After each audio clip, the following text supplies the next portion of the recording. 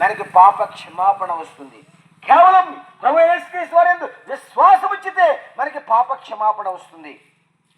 మన పాపలు ఒప్పుకుంటే చాలు, పాప క్షమాపణ వస్తుంది.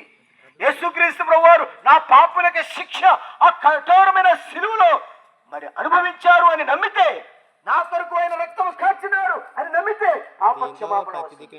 యేసుక్రీస్తు వారు శిలువలో కార్చిన ప్రతి రక్తము చేత నా పాపులు కడగబడతాయి అని నమ్మితే యేసుక్రీస్తు వారు గొప్ప రక్షణ మనకిస్తారు.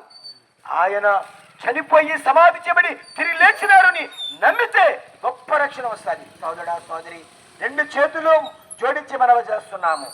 మన దానాలు, ధర్మాలు, యజ్ఞాలు, యాగాలు, తీర్థయాత్రలు, స్నానాలు ఏవి కూడా పాపము నుండి విడిపించలేవు, నరకాన్ని నుండి తప్పించలేవు. గొప్ప రక్షణ కేవలం యేసు ప్రభువుని చూచుడు ద్వారా అనుగ్రహించబడుతుంది.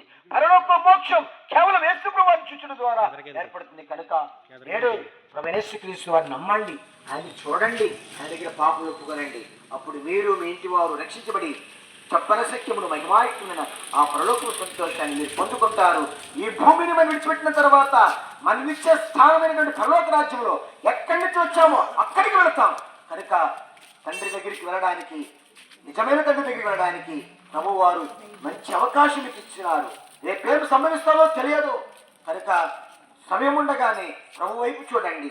ఆయన పాపుల రక్షకుడు, శాంతి సమాధానం ఇచ్చే దేవుడు, మోక్షం పరలోకం ఇచ్చే దేవుడు.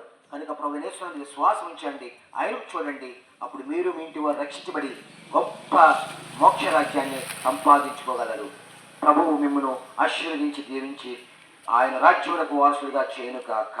ఆమేన్.